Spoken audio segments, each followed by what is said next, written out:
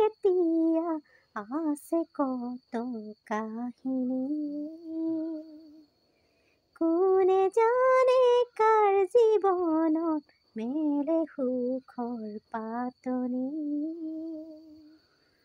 আপোনাৰ বাবে কিয় সবাৰে বাৰে লাগি ঈশ্বৰে দিয়াখিনি মচুনো কেনে কৰি।